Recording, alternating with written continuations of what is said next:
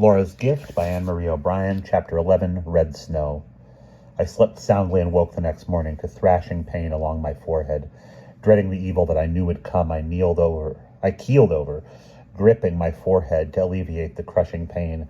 I tried to force my eyes to stay open so I wouldn't see what was coming, but the pain was too much. When I closed my eyes, I saw Czar's littermates, Bori, Scylla, and Beastry, chasing the red thief, trying to separate it from its pack.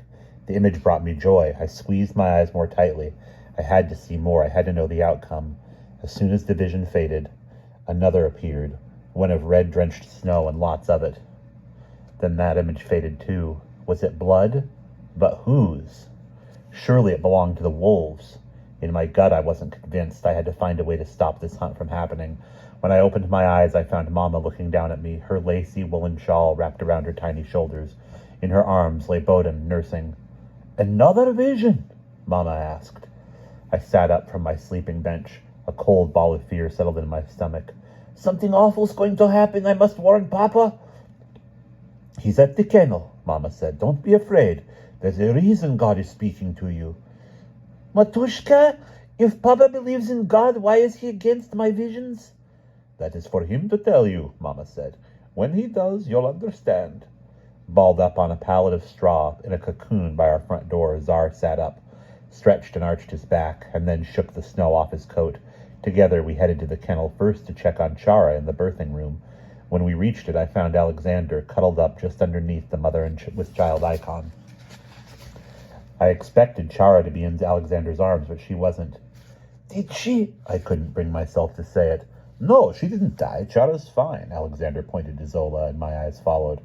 There, among the other pups, nestled between Zola's long legs, lay a pudgy ball of white, nursing. She looked so much like her father Czar when he was a pup. "That's amazing! How did you get Zola to accept her so quickly?"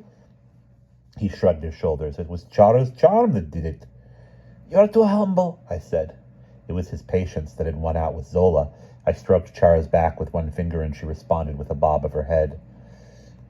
"She's through the tough part, Larochka," Alexander said. "Thanks for being there when Zola needed you." Alexander made me feel like I belonged exactly where I was and that I had earned it on my own and not through a birthright. My father wants to go after the red thief," Alexander said. "When?" "Today," he answered. All I could see was the red snow. "Which dogs are you taking?" "The usual team, Bori, Beastry, and Scylla," Alexander answered, "plus Czar." Czar's ears perked. He jumped up on Alexander and rested his paws on Alexander's shoulders. A pang of jealousy hit me. "Did Papa agree to take him?" 4 dogs went against golden rule number 6.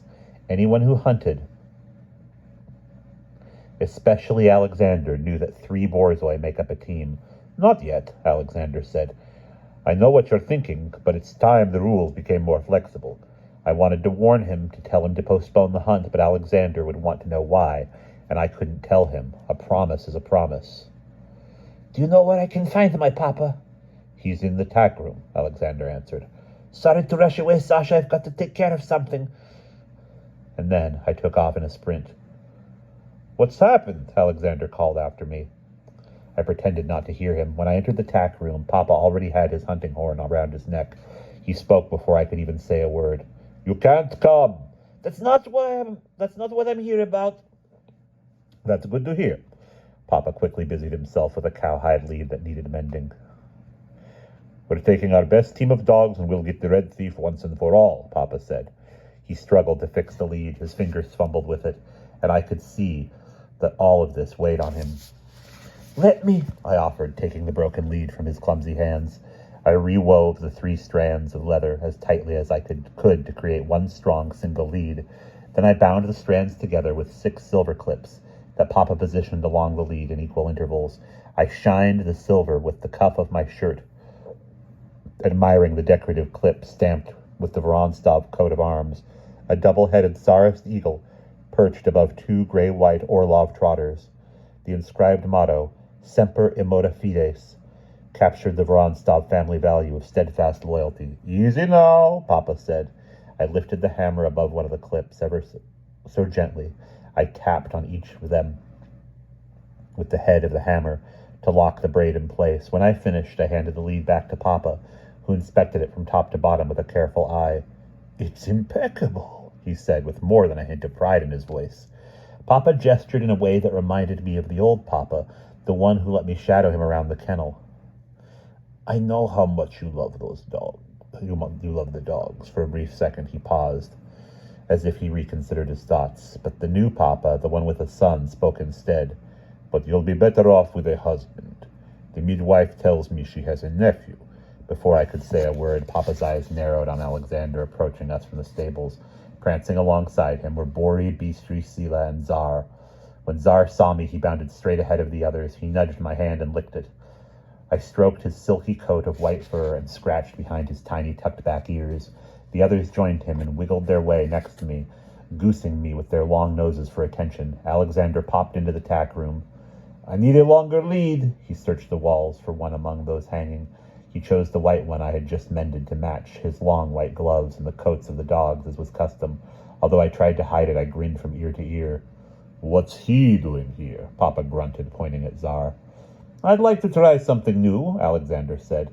"Three's the lucky number," Papa reminded him. "How will Czar ever learn to properly kill a wolf if he never trains with a team?" Alexander said. "An inexperienced borzoi is a dead one," Papa said. "Golden rule number 7. He crossed his arms and stood rooted to the ground. "He has experience with the Red Thief," Alexander shot back. "And nearly got himself killed," Papa said. "Czar held his own despite no proper training. He's got a keen instinct. I've never seen any borzoi." "It's not the way we do things." Papa expected everyone to follow the golden rules, like a row of ducklings tottering faithfully behind their mother. "I respect your rules. Still, we need to strive to improve our hunting methods, even if it means breaking the rules," Alexander said. "Of course, my father could settle this when he gets here, but it's your cooperation I'd like to gain." Papa threw up his hand, shaking his head. He bent down and stroked Bori. "If anyone outsmarts the Red Thief, it will be Bori. If you insist on bringing Czar, so be it. But he stays on this sledge. I don't want him getting in the way of the hunt." Alexander extended his hand to Papa. "That's a fair compromise," he said, before he hurried off with all 4 dogs tethered to the lead I had just mended. He gave me a warm wink. Once Alexander was out of earshot, words of warning lined up on my tongue and took aim, but they got lodged in my throat. "You can do it," I told myself. Mama's voice stepped in too. "Trust, Lara, trust." As did Ruslan's, "Don't fight it." Just as I rallied enough courage to speak up, Count Vorontsov entered the stable in heavy furs that draped to the floor. "We must hurry and finish preparing for the hunt," Papa snarled. "Load the sledge." "I need to talk to you," I said to Papa. "It's important." He did an about-face and walked off to greet the Count. In the manner fitting a good soldier and against my judgment, and like I'd done before every hunt since I could remember, I found the medicine box, checked the contents, added more towels, and loaded it on the long open sledge. In the storage closet, I rifled through the blankets and tossed some into the back section of the sledge. Although I rarely packed guns, I did so this time just in case. I feared they would need them. As Papa lined up glasses of vodka for himself, the Count, and Alexander, I crept to an open corner of the sledge where the hunters stacked the dead wolves to carry back upon their return. I had never defied Papa before, but he left me no choice. I had to go on the hunt, to stop whatever bad was coming. "To Bori's success," Papa said with a raised glass. They clinked glasses, downed the vodka in one gulp, and picked up another glass. "To the health of the dogs," Alexander toasted. Again, they clinked glasses and downed the vodka like water. They picked up their last glass of vodka. "To catching the Red Thief," the Count toasted.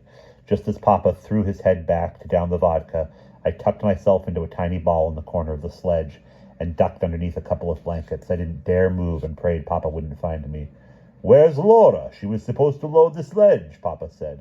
From the jingle of his keys, I could hear him come toward the sledge, and then the medicine box hinge creaked open. "What's this?" Anger coursed through Papa's voice. My heart hammered. I was certain he would grab me by the cuff of my coat and haul me off the sledge. "We don't need so many towels," Papa grumbled. I opened my eyes and exhaled. The clip-clop of hooves came closer. "Steady now," Boris said to the horses. With the forward and backward lurching of the sledge, the horses snorted until they finally settled into the leather tackle that crisscrossed their bodies. Alexander then whistled 3 quick notes, and one by one I felt the team of Borzoi spring up onto the back of the sledge. I imagined them leaping as ballerinas do, and wondered how a breed of such nobility and elegance ever managed to hunt wolves. Their lean, willowy bodies seemed more suited for the ballroom than in a snowy field, chasing wolves. "Lie down," Alexander directed the dogs. The back of the sledge wasn't spacious, so I felt a few of them circle around before curling into a comfortable position. It would only be a matter of time before they would sense my presence. Alexander covered the dogs, and the heaviness of the hide's fringe fell around me, building a wall like a cozy nest. "We're ready," he called to Papa. "As am I," said the Count from his horse, who was chafing at the bit. Then came the long blow of Papa's horn, a sound I longed to make, followed by the zvon of stable bells to send us off with luck. The horn and the bells set off a chorus of dogs, barking and yelping and howling, eager to join us, for they knew where we were headed and that they were being left behind. "Onward!" Papa shouted. He cracked his knout, and the sledge moved forward through the crunch of packed snow and ice. The cold air cut through the blankets and hides and chilled my bones. As much as I wanted to curl up with the Borzoi for extra warmth, I stayed put in my own nest of blankets. Alexander recited legends of past hunts in a way I imagined he'd share fairy tales with his children at bedtime. His stories about the first Borzoi on the estate and the clever tactics they used when hunting wolves kept the dogs quiet, while Papa steered the sledge behind the Count on horseback in pursuit of the wolves. In the distance, I could hear a chorus of wolves howling, warning each other almost, as if they knew we were coming and why. Pushkin's poem about a winter journey came to mind. Down the dismal snow track swinging speeds the troika and the drone. The next words came to me differently from what I had learned, and they were laced with dread. Of the wolf pack's frightful howling numbs me with its hungry tone. We would chase the howls and follow the pack for as long as it took until we were close enough to the wolves. Only then would the command be given to release the team of Borzoi. One of the dogs started to fidget, and then I heard Tsar's playful whimper, his paws digging at my blanket. I fought to keep hold of the blanket that covered me. "Settle down," Alexander demanded. "Is everything all right?" Papa called from up front. "Something's gotten into Tsar," Alexander answered. We never should have brought him," Papa shouted. "He's already a nuisance." "It's too late to change our minds now," the Count said, afraid Alexander might reach and grab the hides that must have fallen off of Tsar. I turtled my knees even tighter into my chest until they jabbed against my chin. Still, the sledge offered only so much room. In Alexander's effort to cover Tsar, he tripped over my foot and landed on top of me. "Oi!" I whimpered. When he pulled the hide off me, I could see the surprised look on his face, and quickly brought my finger to my lips. "Shh! Larochka!" The look on Alexander's face told me not to worry. "You won't tell, will you? You won't tell, Sasha," I whispered. Alexander shook his head. "Did you bring your hunting knife?" I nodded and pointed to my pocket. He leaned in and whispered into my ear, "Good, you might need it." I didn't feel good about what was coming.